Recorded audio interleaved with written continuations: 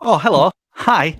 Hello, everybody, and welcome to another episode. I think we call them episodes, Sarah. I'm not quite sure You now, said but works. another stream of in between appointments. We are genuinely in between appointments here in the Feathers and Florence studio. We've got about half an hour until our next bride comes in, so I've got to be absolutely sharpish. But Melissa, who you will know, allows me half an hour in the studio on my own, which is a rarity. So Well, I that's can do. brave. It's very brave, Sarah. Very brave. I'm allowed to do whatever I want for half an hour, and I choose to talk to somebody who is already in the wedding industry, who already knows a lot more about it than me. So I try and widen my knowledge. So I want to say good afternoon to you, Sara Price. Hello. And hello, good afternoon to you, Liam. Thank you Hello. very much for having me here today. Genuinely an absolute pleasure. We have always some brilliant interviews on this show. So first of all, I'm going to ask you a question. Where are you, and what do you do? I live just outside of Helston in Cornwall, and I am a celebrant. Love that, and So, you've been because you've been I seem to remember you about 3 or 4 years now a celebrant. How have you? Let's go back. Let's dive straight into the first question. 2019, 18, you were a celebrant, and then all of a sudden 2020 hit. What were your reflections over that time, and what was your mindset throughout that period? okay, so in 2019, that's when I set up the Celebrant Mm, business. Um, October 2019. So I had a good run of 6 months to kind of try and get things set up. And then, of course, COVID hit. And after, as I'm sure most of us, when we were all locked down, most of us went through a few sort of swearing at the screen and, all of that good stuff. Um, I actually used it to tweak the website and learn as much as I could, mm, and just try and build a network online, which actually was largely very successful. brilliant. Um, so it wasn't for me a complete waste of time, and I never had to contend with a lot of clients having to reschedule and reschedule and reschedule. So yeah. Was it a case of you questioned that career path? You all of a sudden you're thinking, "Oh dear, what am I doing here?" Or were you think, "Do you know what? I'm going to see it through because I obviously you believe in what you do. You knew at the time it was the right thing for you to do as a person celebrating with families and brides, and also I know you do funeral services as well, but." Was there a stage where you thought, oh, actually, am I doing the right thing by continuing? Do you know, giving up was never even crossed my mind. Having made the decision to start the business, I was all in, and I Mm, remained all in. It just didn't put me off. I suppose I must have believed that it would clear up at some mm, stage. I don't know that I knew it would go on for as long as it did. None of us did. no. But I truly believed that, yes, this can't last forever. The industry will bounce back. We will be able to do weddings again that are recognisably weddings again. Mm. And that is what has happened. So I've just stuck with it, kept going. And that is absolutely great. So take us right back then. Was it Okay. always a dream that you wanted to be in this profession? Where have you come from? What take us right back to the history. Okay. Well, I am a mum and a grandma, and I've worked on and off. But when I worked back in the day, um, I did a lot of years, 27, 28 years, mostly on, occasionally on and off, in the hospitality Mm, industry. I have always been a people person.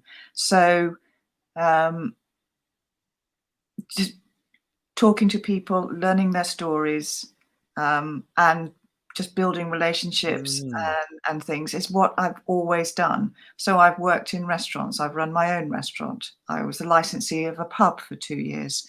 I've done over 10 years of front of house and Mm. weddings and events. And Right.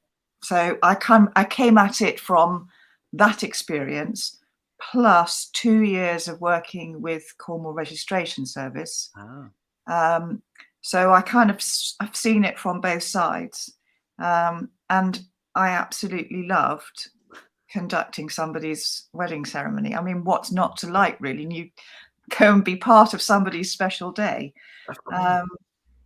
So yes, for me, that's where I came from. And when I left the registration service, I missed that sort of ceremony Mm. aspect and meeting the couples. But I knew that I could do better. I could. Oh, that's not terribly No, no. modest, is it? But I knew that I could offer couples more and better. And there will be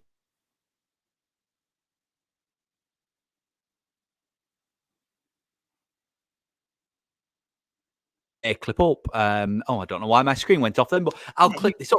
And the question that they may have is, why do I need a celebrant? Why do I need it? Whether it's from a legal point of view or just someone to conduct it, why do couples need celebrants? Okay. So the registrars, as I know from experience, do a fantastic job. I mean, I'm not disputing how wonderful a job they do. And they, like everybody else in the wedding industry, has been up against it since COVID, lockdown restrictions were lifted. So I'm not for a minute saying that they're not good people and they don't do a good job, but they are limited to a script. And that script can be tweaked here and there, the introduction, the way they say their vows, the way they say that, that, yeah, that's about it really. They have, if they're paying top whack, they have a choice of 3 or 4, maybe 6 variations on a theme. They're not very big variations, but they have variations. And it's the same ceremony that hundreds of thousands of other people have had over the years. And if that's what you want, absolutely fine. But you can have a celebrant who will learn your story, who will write you a ceremony that is entirely personal to you. It will be beautiful. It will be happy. It will be fun. Totally, totally unique, because nobody else will ever have your story. Nobody else will ever have your ceremony. That's why you need a celebrant. And I mean, I'm in the middle of planning our own wedding at the minute, in hopefully in a couple of years' time. And we were saying, well, we don't know what genuinely, even though we're in the industry, what a celebrant does. As in, we actually don't know how you start. So a couple will come to you and go, we're looking to get married. We would love you to be part of our ceremony. Where'd you start then with that couple? What's the starting point? Well, unfortunately, we do have to start with the legals. We get that out of the way. They sign a contract. They pay a deposit, save the date retainer. Then they've booked me.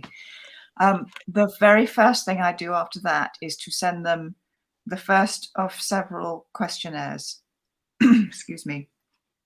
And my questionnaires ask them things like this. So there's one all about the ceremony, how they envisage the ceremony, but there's lots of questions to help them get through, because you ask somebody, how do you want your ceremony to be, and they go, yeah, of course, yeah. Look I'm like going through that right now, Sarah. So I have a series of questions, and they fill those in. There's a questionnaire all about their story. And I ask, again, a series of questions, and I ask them to give me as much information as they can. And I ask them to answer it separately. So I get his version of their story and her version, or should I say, partner one's version, partner two's version. And then I take those versions and create my own version of their story. I don't make anything up. I don't say anything that's going to shock grandma, and I don't say anything that's going to make small children ask awkward questions. So yes, you can thank me later. So yeah, that's kind of how it works. And then you can choose whether you want to see that script before your ceremony. Okay. And a lot of my colleagues send it out as a matter of course. But what I've found over the time I've been doing it is that actually my couples want to enjoy the surprise of it with their guests.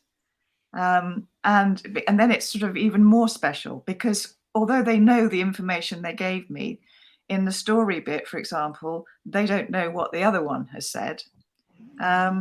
So there is an element of surprise there. But it's rather lovely for them to have it as a surprise on their day rather than having been able to read it a gazillion times, by which time it's just old hat and something to get through, which is not what you want. Now we're getting into some good questions because Melissa and I were talking last night, and we decided, as I say, we're deciding on what our wedding will look like, and we're going to have something with a celebrant, and so I've got a lot of questions now, Sarah. Strap yourself in. So, of course, we've all been to weddings where it's been in a church. A member of the clergy has gone through a full mass, and we know that it takes an hour and a quarter, depending on the religion that you may be. But of course, in a celebrant wedding, where humanist, whatever it may be, there are bits that you won't maybe do hymns and readings from the Bible. So how long does it take? How long can it be? What elements can you include within that ceremony that you conduct? Okay. My ceremonies usually are about half an hour. They can be any length that is needed because I only book one ceremony a day. Unlike registrars and members of the clergy who can back-to-back weddings, it's just one per day for a celebrant. And as to what you can include, if you'd like a hymn, we can have a hymn. If you'd like prayers, we can have prayers. If you'd like someone to play a musical instrument, someone can play a musical instrument. If you'd like lots of readings, we can do lots of readings. If you'd like to do a hand fasting or a sand ceremony or a cocktail ceremony, and there's loads and loads of different little mini ceremonies that you can include in a celebrant ceremony. Whatever you would like it to be. Okay. And then I suppose from the legal side of actually getting married, how do you coordinate that side of it, or do they have to go and see a registrar separately? Again, naive question, but people No, it's not a naive question. If you've never been married before, why on earth should you know all this stuff? Fair. So, at the moment, you do have to go and see a registrar, and you need to book a no frills in their office quickie ceremony. It is literally 40 words. Wow. And you will, both of you, declare you're legally free to marry. You will both of you contract the marriage. That's the I do bit. And then your two witnesses and the registrars will all sign this marriage schedule. That's it. You're legally married. So the paper, if you like, the legality, the paperwork side of it is no different than it will be when you go to record the birth of a child, or God forbid, not for a long time, if you have to record a death. It's just a legality that you have to go through. Now, we have just had a celebrant's cause for, a little bit of celebration. The Law Commission has been cogitating for years now on a completely new approach to the whole wedding law. Okay. Currently, the UK operates under, or at least England and Wales still operate under the 1836 Marriage Act. So you can see it's really current. Up to date. Yeah, current. Yeah. Yeah, totally current and on point. But they finally published their review, and what they are recommending is that independent celebrants and humanist celebrants and other non-faith or non-belief organisations can also nominate members of their group Wow. to become allowed to conduct legal marriages.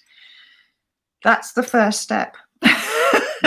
But it's still a long way off, so we've got, it's got to be read and digested by everybody in government. Then the Justice Department have 6 months to do an interim reply, and then another 6 months for their final reply before, and if they approve, then it can go before Parliament for someone to draft a bill and it will chunter its way through, fingers crossed. So we are now drumming up as much support as we can Yeah, from imagine. suppliers, couples, and everybody we can, bend an ear for a little while to support this, and get in touch with MPs and, put it on your social media and all of that good stuff. So yeah, it's a very busy and important time for us. But say in the meantime, we carry on with the system we've got, which is that you do require a legal ceremony with the registrars, and that can be before or after your celebrant ceremony. Right. I always tell my couples, take the first slot you can get. Right, fair enough. And that's good advice. Yeah, just get it done almost, the paperwork side of it. Yeah. And really, it is just paperwork and signing paperwork, saying a few words, signing the paperwork, and you're done. Leading on from that, and my next question is going to be about notable ceremonies, etc. But I've seen from your website that you are associated with certain organisations which give you some sort of gravitas in that you are who you say you are. How important are them associations to the different, and about the and you've got LBGT friendly as well. So how important are they to you, to your couples as well? I believe they're all terribly important. The AOIC, Association of Independent Celebrants, to me is crucial. That is the one that really does give me my gravitas, for want of a better word. As all the members have to be vetted and approved. We can't you can't just pull up and say, I want to be a member. You actually have to be checked over first. And then I belong to other groups who are equally important in other ways, and I will have directory listings on some of these groups where you can find out more about me and with a view to booking me. So I think they're essential, and different couples will find different places to go and find me. The LGBTQ plus sign is more a case of letting that community know that I'm a friend. No, it's not that I am anything other than white heterosexual myself, but that doesn't preclude the fact that I am open to and friendly to everybody, because in my book, it's really very simple. Love is love, and it comes in many, many packages, and it's still love. And that, I suppose, that leads me really nicely on to the next question, because in all celebrations, love is love, and all ceremonies, I am sure the stock answer is they're all as memorable and equal as each other. However, I am going to ask you, have you got one or two that stand out in the last 3 years that you think, do you know what, that was where it was just a, kind of perfect for who I am and what I do? Yeah, I do have one. It was last September, and it was a lovely, lovely couple. It was down in southeast of Cornwall, and they had just 6 guests. Wow. And those guests were their parents and partners of parents. And so it was really intimate and really close. Everyone was very close, and it was just lovely in that Yeah. respect.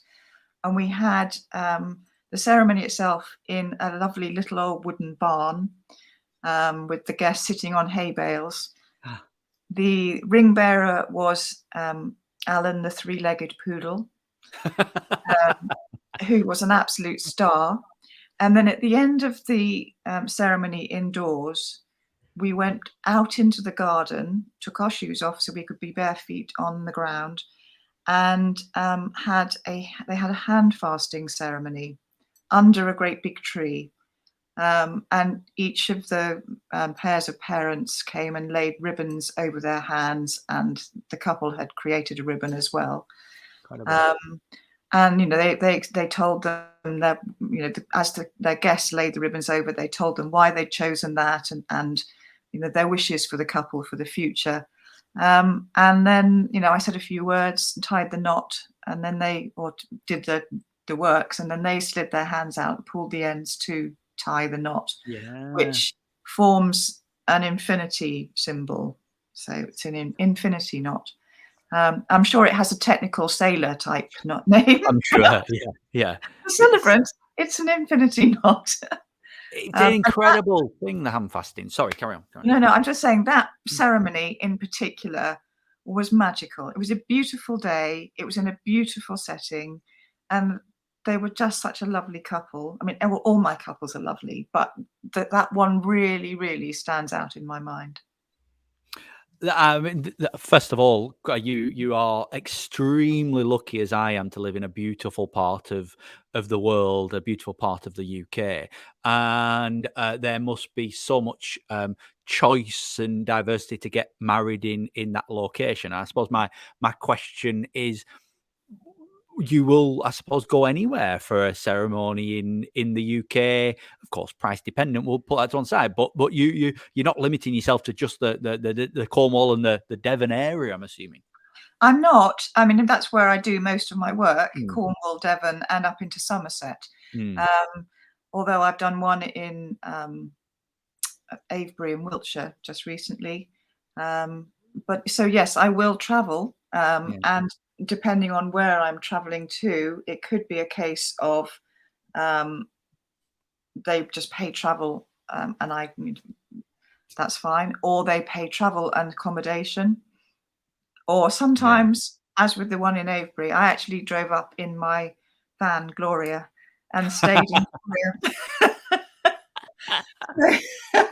What a lifestyle! What a lifestyle! Yeah.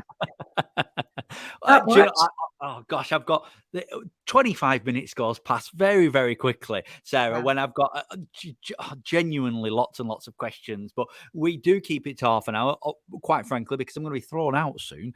And maybe I need to extend these sessions so we have an hour in between appointments, but we've got another wonderful bride coming in to see us very, very soon. So, but I am genuinely deeply, jealousy is not something that I feel, but it's envy that you get to be involved in the ceremony end of the wedding journey. We're right at the very start. We don't actually see the end bit. So I'm very, very envious. And what a life that you must lead. Question then, before my very last question, is there may be people watching this, of course, that go, so I actually dream of being a celebrant myself. I think, I've got a great personality. I think I can hold a really good conversation and hold a crowd. Would you advise them to go into it? And what are the steps to start them on that journey?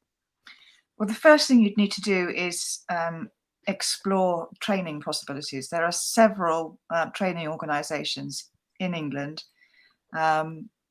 All of them excellent. I don't know if I'm allowed to recommend one in particular, but we're amongst friends. I mean, I would say go and talk to the people at the Celebrant Circle. Okay. They've been training with different organisations for a long time, and now they formed their own. So they've got plenty of experience, and will definitely set you off on the right path. So it'd be worth talking to them, at least in the first instance, to see whether it is for you, and to be realistic about how hard you have to work on the marketing side of things, because you are a one-man show. The buck stops here. there isn't sort of magic fairies in the background who will post all your social media for you and do all your correspondence for you. So there's loads and loads of other things to think about other than just standing in front of people for half an hour and saying some lovely words. You need to be able to write, and that's fairly critical. And you need to be able to stand up in front of people and speak confidently. They need to be able to hear what you're saying and enjoy it with everybody. So yeah, there's lots to think about. But that said, if you think, yes, I am that person, yes, I can do that, then go and check out the training organisations. And any one of them would be happy to talk to you, I'm sure.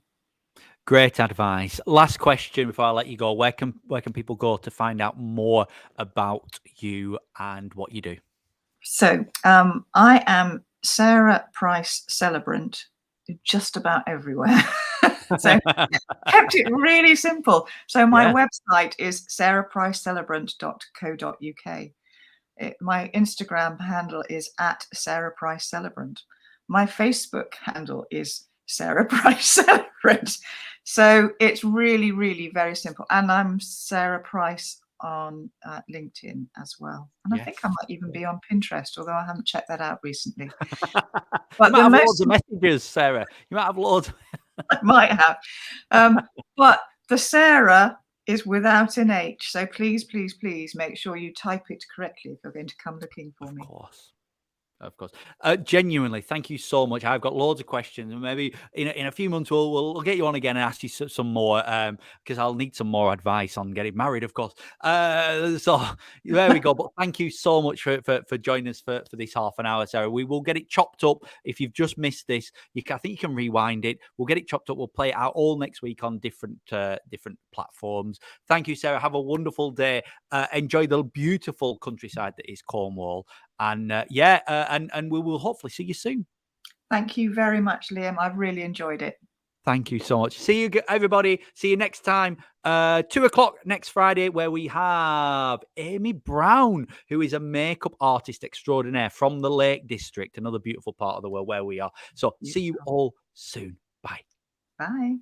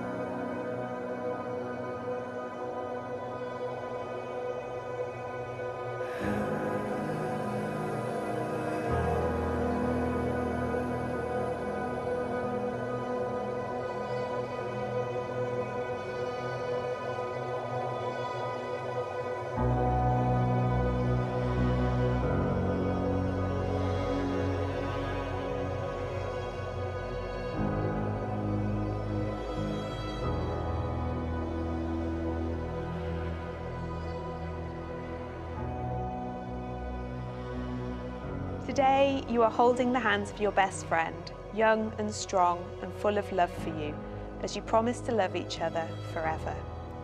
These are the hands that will love you. These are the hands that will hold you and comfort you through the years. These are the hands that will give you encouragement and support. These are the hands that you will each work with, create with, and use to build your life together. Congratulations, you're now married. You may kiss.